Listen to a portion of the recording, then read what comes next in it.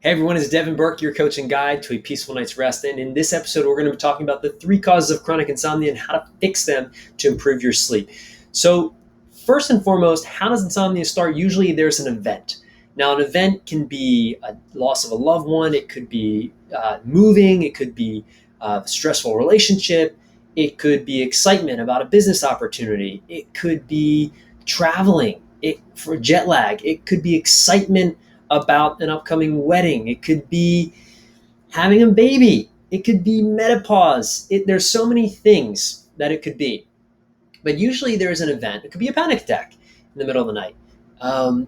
It could be a doctor giving you some bad news or potential bad news. There's an event, and then there's what we do after the event.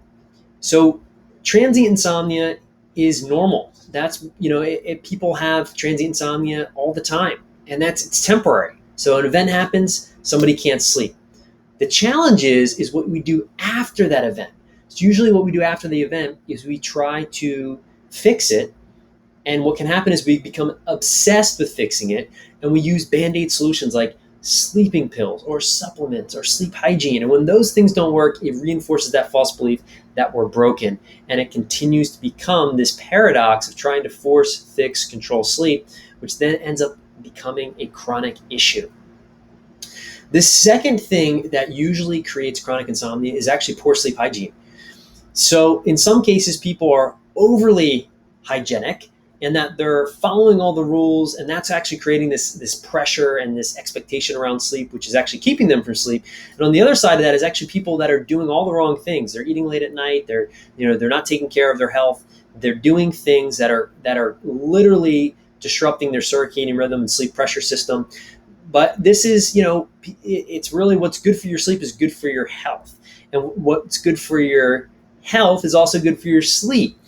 And so practicing good sleep hygiene is important, but for a lot of people that have chronic insomnia that get stuck in this paradox, sleep hygiene can actually be the thing that's keeping you in the paradox. So this can be a bit tricky, but it can be a cause of chronic insomnia is people just aren't prioritizing sleep. They're not doing the right things. They're not, which then becomes, again, this chronic issue. So this one, number two, is a little bit tricky because for some people, it's actually what's keeping them from solving the problem. And then for other people, it's what started the problem and also is a big part of the solution. The third reason is actually medical conditions. So there are many, many medical conditions that can be the root of insomnia, some of which are, multiple sclerosis. There's Alzheimer's. There is, several different medical conditions. Now, in most cases, people that suffer from chronic insomnia don't have any physically wrong things going on that are creating the insomnia.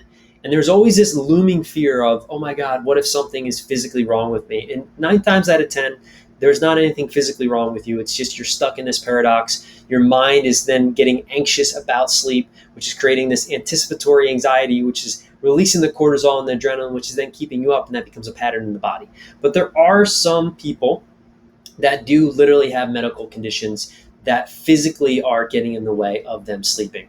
Whether that's a diabetic that's waking up in the middle of the night because their insulin is dropping or is spiking, whether that's someone that has a neurological disease or somebody that maybe has a brain injury. There's a lot of medical reasons why somebody has insomnia. But for most people, it's actually mostly in their head, which then becomes a pattern in the body. So how do you solve insomnia? Chronic insomnia is really you need to address the root cause. And like I said, in most cases, most of it is in the mind. It's the anticipatory anxiety. It's all the expectations, all the stories about what will happen if you don't sleep, all the false belief around I've tried everything and nothing has helped me. It's all that mind stuff that then gets in the way of the body doing what it's designed to do, which is sleep. So addressing the root cause really means looking at how all areas of your life are impacting your sleep, including your thoughts and beliefs. Many people totally underestimate the power of their thoughts and beliefs. And I always like to say to clients, everything around you that you currently see was once a thought in someone's mind. So your desk, your computer, Anything in your physical environment was once just a thought. Thoughts are things and they're powerful. And when we don't understand them or we don't get the proper support to shift them and really see how they're keeping us stuck, it can be a massive, massive barrier for really solving chronic insomnia. So addressing the root cause means looking at the physical as well as the mental barriers that are keeping you from sleep. And really, it's so important not to treat insomnia as a symptom. If you treat insomnia as a symptom, it's going to continue to be a problem. It might help you temporarily, but it's going to continue to rear its ugly head again and again until you really address the root cause. And in most cases, it's stress and anxiety that then becomes stress and anxiety about sleep.